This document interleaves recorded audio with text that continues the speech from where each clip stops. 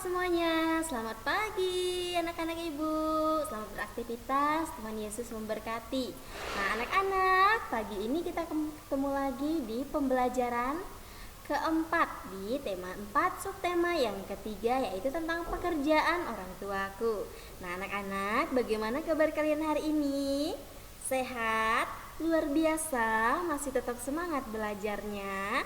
Iya, terima kasih anak-anak karena kalian selalu semangat belajarnya baik di rumah maupun di sekolah. Nah anak-anak, seperti biasa sebelum kita memulai kegiatan pembelajaran kita lewat daring, kita akan berdoa bersama-sama ya. Ibu guru akan memimpin kita dalam berdoa dan kalian juga berdoa di rumah. Jangan lupa tetap patuhi protokol kesehatan. Ya, oke anak-anak, sebelum kita memulai pembelajaran, marilah kita berdoa, mari kita angkat tanda kemenangan kita dalam nama Bapa dan Putra dan Roh Kudus. Amin. Bapa kami yang ada di surga, dimuliakanlah namamu, datanglah kerajaanmu, jadilah kehendakmu di atas bumi seperti di dalam surga. Berilah kami rezeki pada hari ini dan pulang kesalahan kami, seperti kami pun mengampuni yang bersalah pada kami, dan jangan masukkan kami ke dalam percobaan, tetapi bebaskanlah kami dari yang jahat. Amin.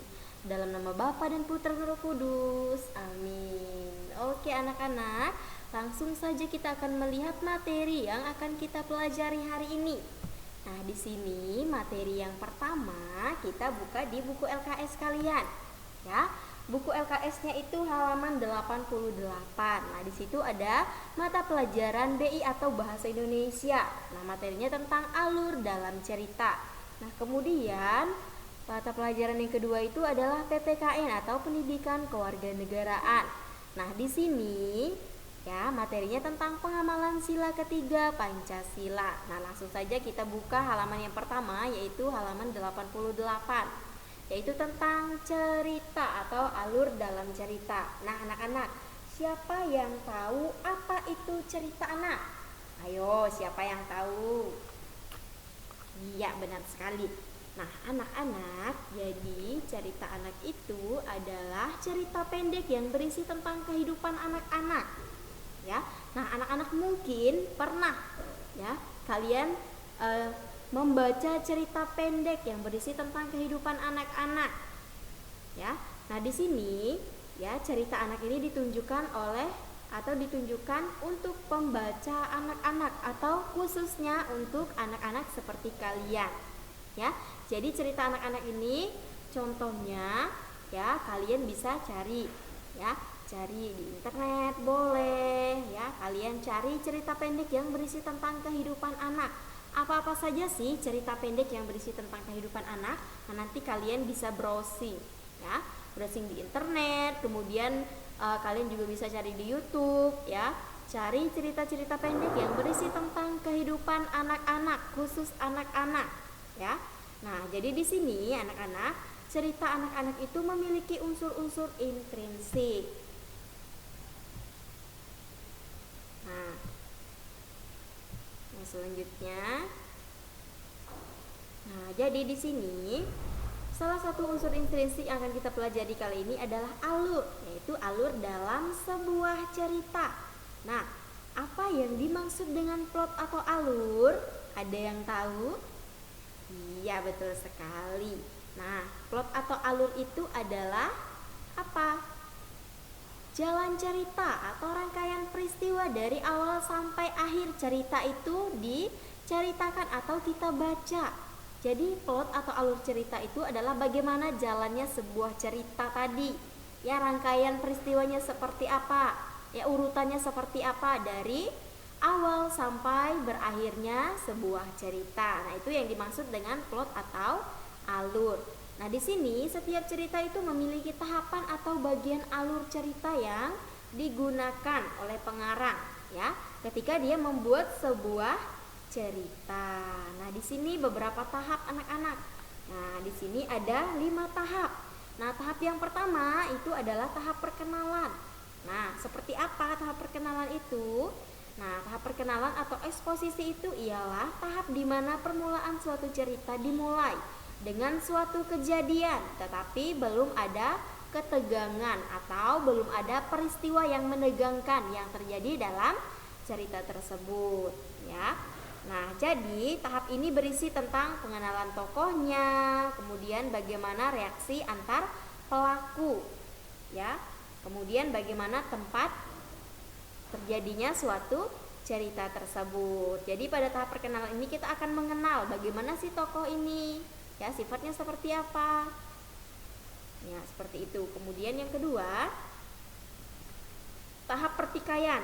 Nah, tahap pertikaian ini sama dengan konflik, ya, tahap pertikaian atau konflik. Maksudnya, di tahap ini ada terjadinya suatu masalah atau pertentangan antara pelaku tadi, ya, atau awal mula pertentangan selanjutnya. Nah, jadi dalam tahap pertikaian atau konflik ini, ya, anak-anak, yang termasuk ke dalamnya itu adalah apa? Adalah terjadinya sebuah pertentangan, ya, sebuah masalah yang terjadi antar pelaku dalam sebuah cerita. Nah, di sini konflik dibagi menjadi dua bagian. Yang pertama, ada konflik internal dan konflik eksternal. Nah, konflik internal itu apa? Nah, konflik internal itu adalah konflik yang terjadi dalam diri sang tokoh, ya, dalam dirinya sendiri, bukan dari orang lain. Nah, kemudian yang kedua, konflik eksternal itu adalah konflik yang terjadi dari luar diri tokoh atau yang disebabkan oleh orang lain, ya. Misalnya konflik tokoh dengan tokoh lain, kemudian misalnya tokoh dengan lingkungan atau tokoh dengan Tuhan. Nah, itu yang dimaksud dengan konflik internal dan eksternal. Nah, kemudian yang selanjutnya itu adalah bagian klimaks. Nah, bagian klimaks itu apa? Nah, bagian klimaks itu adalah ketegangan yang semakin memuncak, ya. Artinya di sini, ya, masalah yang terjadi ini semakin panas, semakin tegang, ya, semakin rumit. Nah, misalnya perubahan nasib pelaku sudah mulai dapat kita duga, ya, karena kadang tidak terbukti pada akhir cerita. Nah, di sini kita sudah bisa menduga, kita sudah bisa mengira, oh, nanti akhir sebuah cerita dari sang pelaku ini seperti ini. Misalnya dia akan berakhir bahagia, atau entah dia akan berakhir menderita, sedih, atau kecewa. Nah, seperti itu, ya, itu bagian klimaksnya. Kita sudah bisa menduga, ya, kita sudah bisa menebak. Nah, kemudian yang selanjutnya itu adalah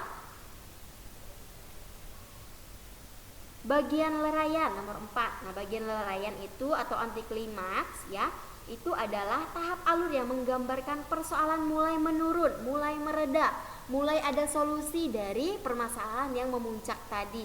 Jadi di sini kita sudah bisa menemukan jalan keluar dari permasalahan tadi, ya. Di dalam sebuah cerita itu tadi kita sudah tahu, oh, jalan keluarnya seperti ini, sehingga nanti di bagian akhir itu akan berakhir bahagia misalnya. Nah, kemudian yang kelima itu adalah bagian penyelesaian, bagian penutup, ya. Itu adalah tahap akhir dari sebuah cerita, ya. Nah, di situ kita akan melihat apakah cerita ini berakhir bahagia atau sedih, kecewa, ya, atau dia menderita. Nah, ini yang dimaksud dengan penyelesaian, ya. Nah, di situ nanti terdapat penjelasan mengenai nasib-nasib yang dialami oleh para tokoh dalam sebuah cerita setelah mengalami konflik tadi, ya. Nah, itu tadi anak-anak tentang apa? Tentang bagian atau tahap dalam sebuah cerita. Nah, itu materi bahasa Indonesia, ya.